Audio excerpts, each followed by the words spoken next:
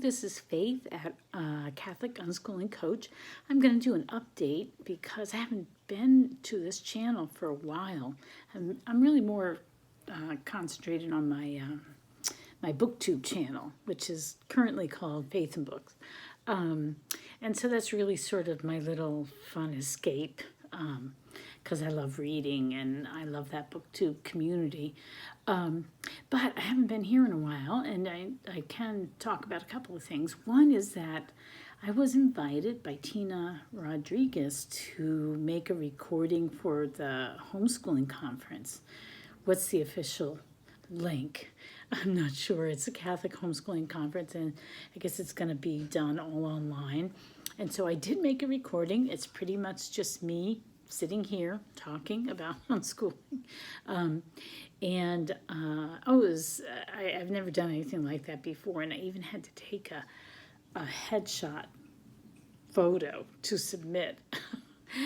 So I don't really like the picture, but anyway, I hate getting my picture taken, I really do. But anyway, so I had to do that too. So it's been kind of a neat, different experience. So that's one thing. The second thing was I just thought I would update you on the 5-year-old. So the little 5-year-old that I watch, and now I'm more frequently watching my 18-month-old, almost 19-month-old. Yeah, in about a week and a half. My grandson. So he's been coming over 3 or 4 times a week. And we've been playing together. That's really good for the 5-year-old because he's been an only child. And during much of COVID, he's been by himself. Occasionally, he'll have a play date with a friend of his mom. A friend of his mom will have a kid, and they'll try to socially distance, on a picnic or something like that. But it's been really hard on him to not have playmates around his own age. So there's a big difference. He's 5, and my grandson is, he's like my grandson. I hate differentiating like that. But my daughter's son is 18 months old. So, but they do play together well. And I think it's really teaching the 5-year-old how to share, and that, babies are on a different developmental level than he is. And it breaks up the day. So I hear him running around. I wonder if he's going to run in and interrupt. He's been irascible lately. So that's a good thing. So, and the weather it's been a very cool spring and very rainy. So we haven't been getting out as much as I wanted to, but we do try to get out. And the big thing in his life, well, there's been a couple of little landmarks. He finished the whole alphabet penmanship book that we've been doing. So he got all the way through Z. So he's now officially learned how to print capital and lowercase letters. So that was a fun thing that we finished, and he's proud of that. Also, he just started playing T-ball on a team, and that's been great because he gets out and he gets to play with other kids, and he likes it. He really likes baseball. He's a very physical kid. He's naturally athletic, I think, and he just loves running. He can just get out there and run and run and run. When you ask him what do you want to be when you grow up, he'll say he wants to be a runner. And so he loves it. And so we've been playing baseball. We've been trying to learn how to throw and catch and bat and, understand the rules of baseball and all that sort of stuff. So that's been a really fun thing that started a few weeks ago. And let's see, what else has he been doing? He's slowly learning to read. He can really, the other day I wrote a sentence and he read it.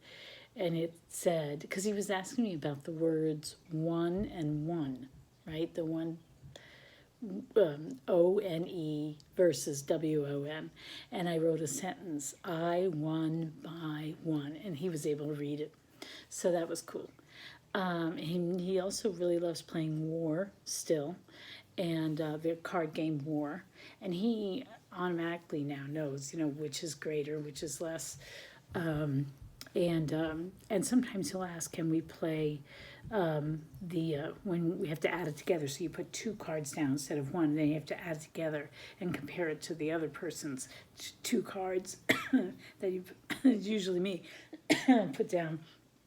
So he's really getting adding a lot. So yeah, so war, T-ball, finishing his printing. He's still like very gradually and naturally learning to read. We haven't had a good read aloud for a while. We're once again back reading My Father's Dragon. I'm so sick of that book series, even though it's charming.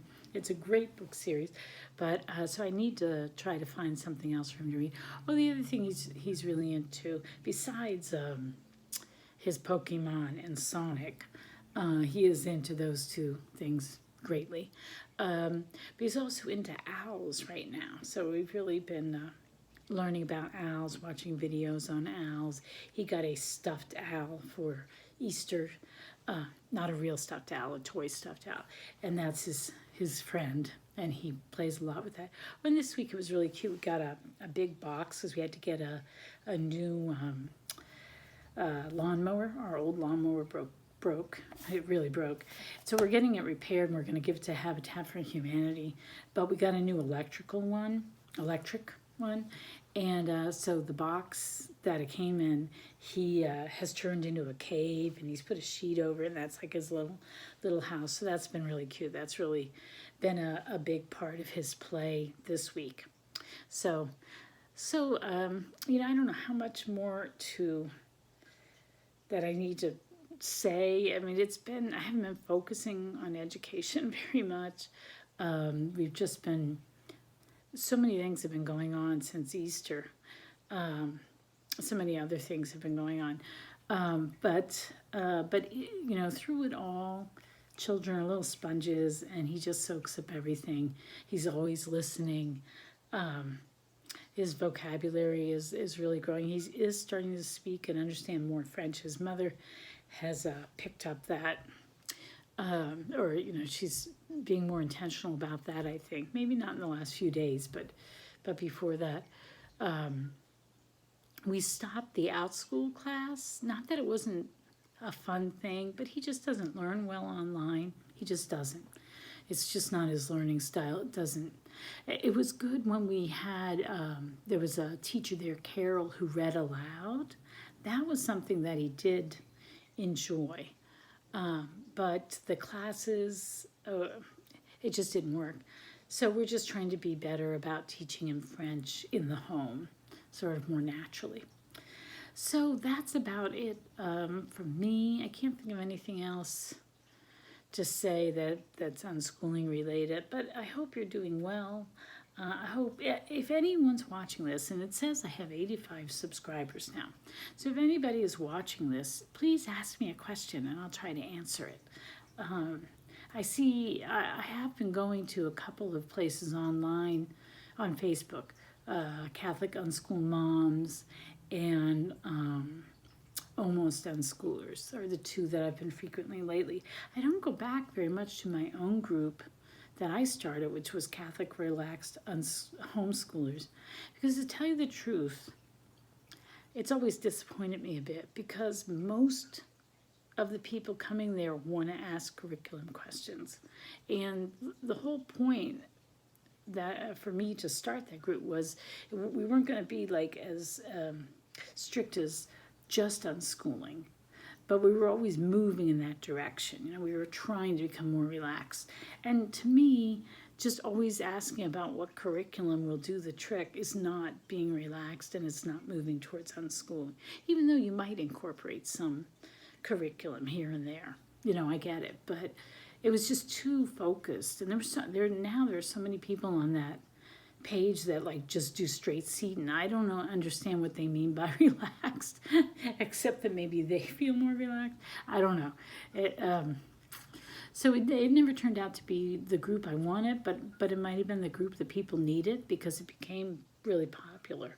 So, but I haven't been so involved in that. I've been mostly more hanging out with people who are more unschooly, truly more unschooly, or truly want to unschool because they see it as a good step for their family.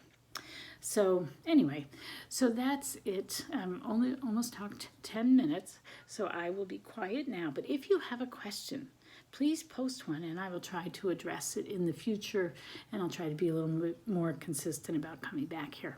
All right, so take care and happy unschooling. Bye.